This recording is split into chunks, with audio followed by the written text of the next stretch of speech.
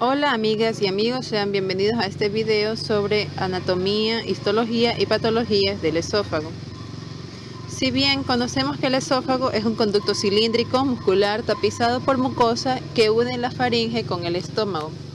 Entre las generalidades tenemos que su origen se lo ubica en el borde inferior del músculo constrictor inferior de la faringe, situado frente al borde inferior del cartílago cricoides, a nivel de la sexta o de la séptima vértebra cervical.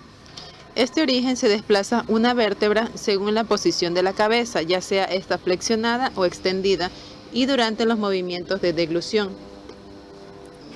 Acerca de su trayecto, el esófago ocupa la región prevertebral en el tercio inferior del cuello. Penetra enseguida en el tórax, situado en la región posterior del mediastino superior, al que recorre verticalmente, por delante de la concavidad vertebral torácica, separándose de la columna vertebral a partir de la cuarta o quinta vértebra torácica. El esófago presenta inflexiones en el sentido transversal, ubicado en la línea mediana a nivel de la primera a la cuarta vértebra torácica. Ocupa casi el plano medio prevertebral. Luego se desvía a la derecha dejando lugar para la aorta, que alcanza el lado izquierdo de la columna vertebral. Luego, el esófago se desvía a la izquierda a partir de la séptima vértebra torácica. De estas inflexiones surgen dos curvas laterales, primero cóncava a la derecha, después otra inferior cóncava a la izquierda, antes de atravesar la porción muscular del diafragma. En su trayecto abdominal se orienta hacia la izquierda y llega hasta el estómago. La terminación. El esófago se abre en la parte medial del tercio superior del estómago, por el orificio del cardias. Este se halla situado a la izquierda de la línea mediana a la altura de la décima o de la onceava vértebra torácica.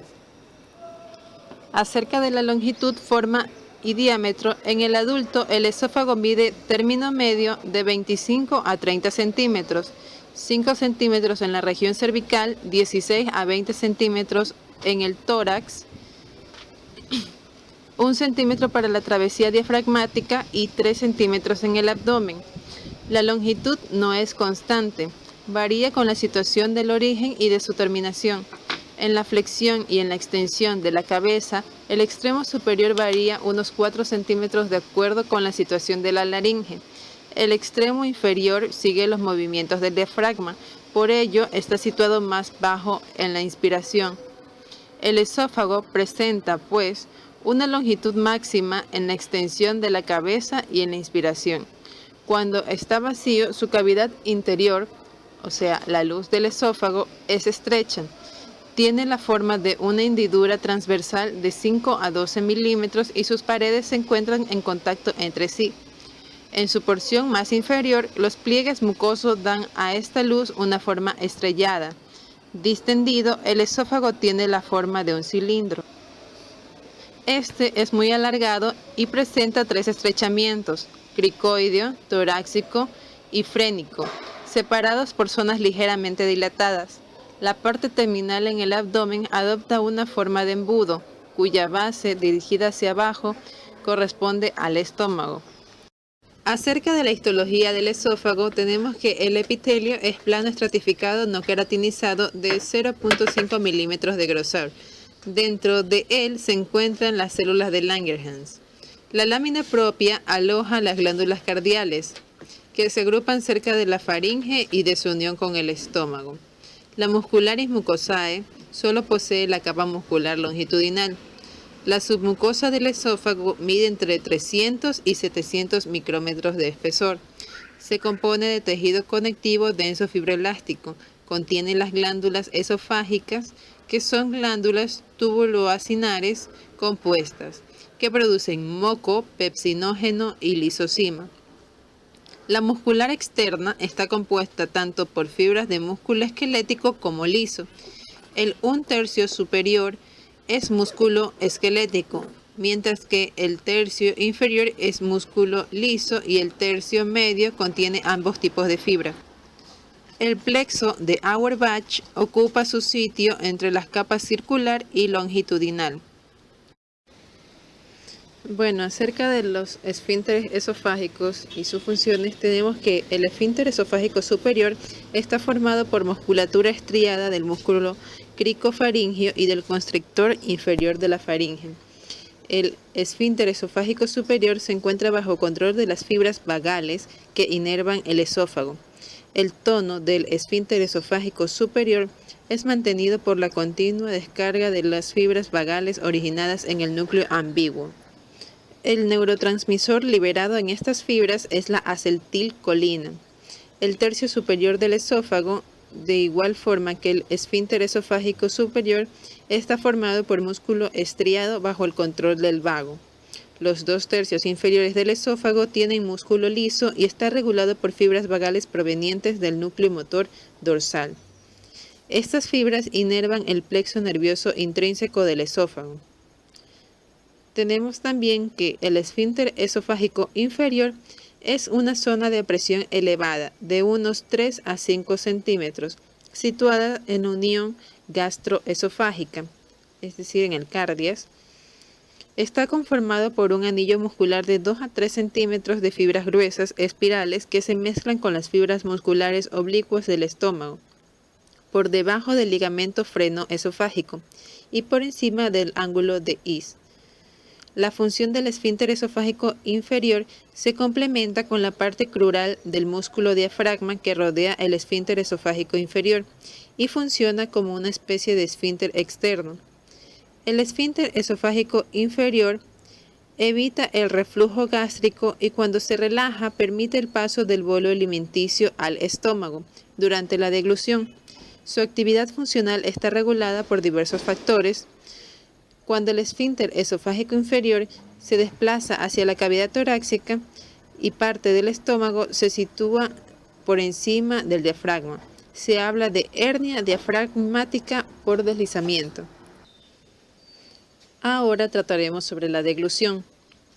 La deglución se define como un reflejo complejo que permite el paso de los alimentos desde la boca al estómago. Es el hecho de tragar los alimentos. La deglución puede también iniciarse de manera refleja, estimulando la base de la lengua, el paladar blando, las amígdalas y los pilares del velo del paladar. La deglución se puede dividir en 3 fases: oral, faríngea y esofágica. En la fase oral tendremos que esta es voluntaria y se producen acontecimientos como que una vez terminada la masticación, el bolo alimenticio es aplicado sobre el dorso de la lengua. La lengua sufre un brusco movimiento de ascenso que la aplica contra el paladar duro.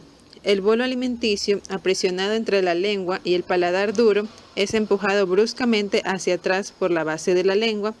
Los labios están cerrados, ocluyendo así la parte de porción anterior de la cavidad bucal.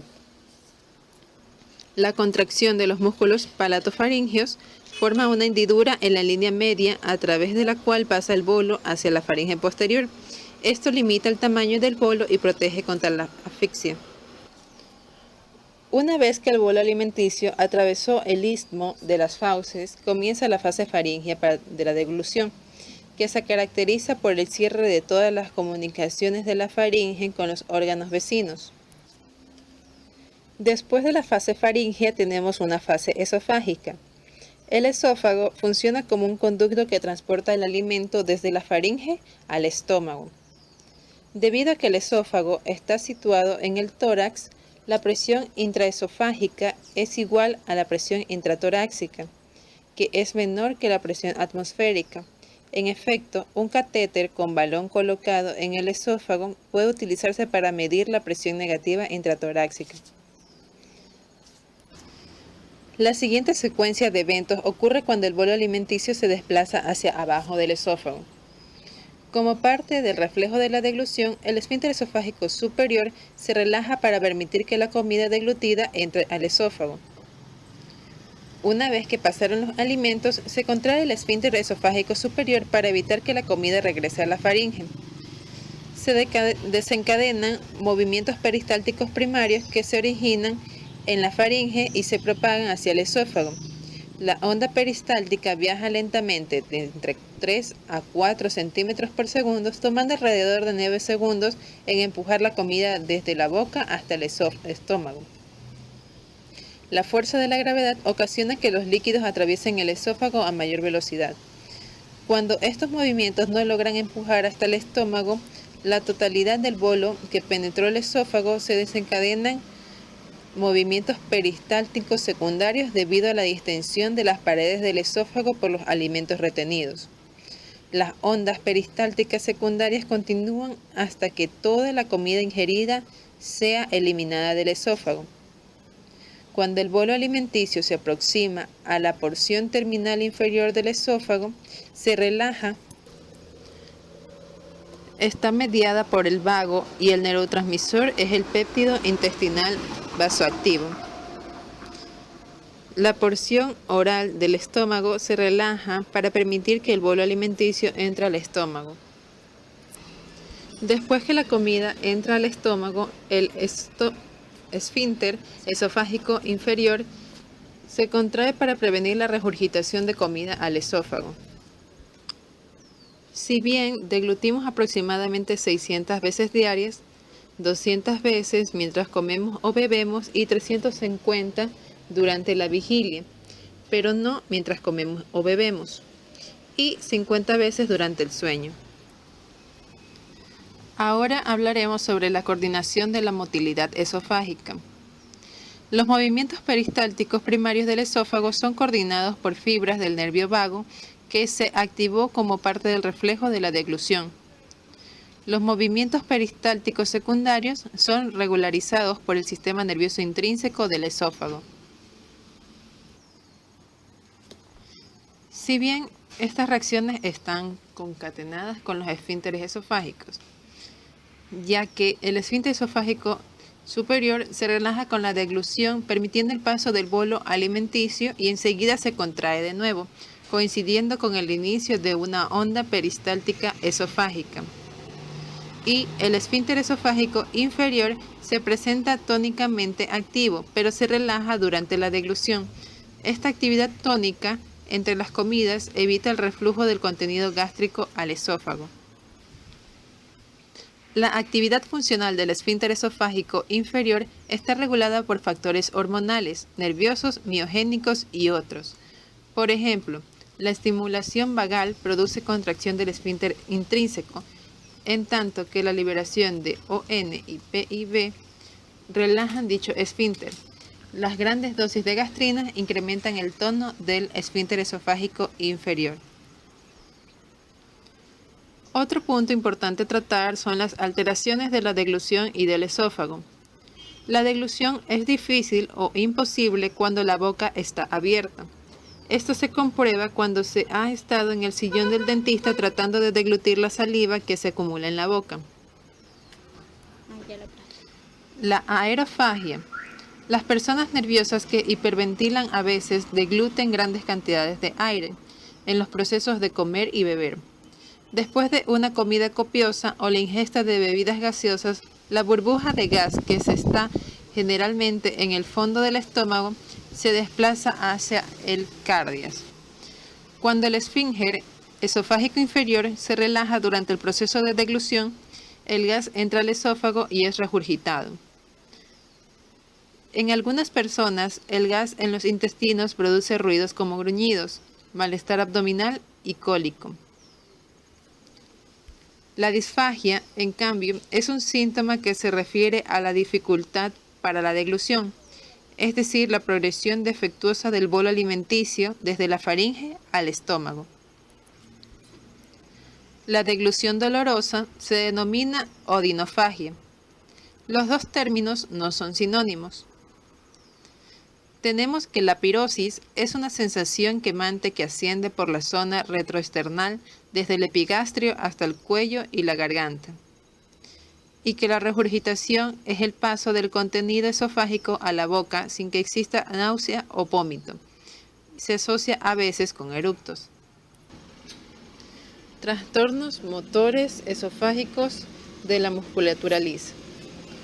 La acalasia es un trastorno motor esofágico poco frecuente que se caracteriza por la ausencia de peristaltismo esofágico y falta de relajación del esófago, esfínter esofágico inferior. Como consecuencia de ello, se produce una dilatación progresiva del esófago y retención de los alimentos deglutidos. Trastornos motores de la unión gastroesofágica. El síndrome de reflujo esofágico consiste en el paso del contenido gástrico al esófago, sin que existan eructos o vómitos. En condiciones normales puede existir un ligero grado de reflujo del contenido gástrico al esófago en personas sanas. La enfermedad por reflujo gastroesofágico se produce cuando hay síntomas y lesiones anatomopatológicas derivadas del reflujo anormal del contenido gástrico hacia el esófago. El mecanismo del reflujo es multifactorial. Entre los múltiples factores se encuentran: primero, los factores anatómicos, que pueden ser de tipo hernia hiatal. Sin embargo, existen casos que no presentan reflujo. También tenemos alteraciones funcionales, como son la incompetencia del esfínter esofágico inferior, que es cuando el esfínter ha perdido su capacidad de válvula antirreflujo. La disminución del aclaramiento esofágico, que es una pérdida de la actividad motora esofágica que impide que la saliva deglutida neutralice la secreción ácida gástrica. También existe un aumento de presión intragástrica, por ejemplo, cuando existe embarazo u obesidad, o en cuestiones de posición, que cuando el decúbito dorsal aumenta el reflujo. Otros son los factores agresivos, como es la hipersecreción gástrica de ácido. También existen alimentos que disminuyen la presión del esfínter esofágico inferior, como son grasas, chocolates, alcohol, tabaco y menta. Otros son los fármacos, como calcioantagonistas, anticolinérgicos, las xantinas y las benzodiazepinas. Y también la infección por Helicobacter pylori. En las manifestaciones clínicas encontraremos que las manifestaciones clínicas sugerentes de reflujo gastroesofágico pueden ser digestivas y extradigestivas. Entre las digestivas, las más frecuentes son la pirosis y la regurgitación ácida, que se presentan con el decúbito después de las comidas y que se alivian con alcalinos. Pueden presentarse otras manifestaciones clínicas tales como eructos, dolor epigástrico, náuseas, hipo, disfagia, odinofagia, cialorrea. Los síntomas extradigestivos incluyen alteraciones respiratorias repetitivas por microaspiración, dolor torácico de origen no cardíaco, faringitis y laringitis, pérdida del esmalte dentario. Las principales complicaciones del reflujo son la estenosis esofágica por fibrosis, la úlcera péptica esofágica, la hemorragia y el esófago de Barrett.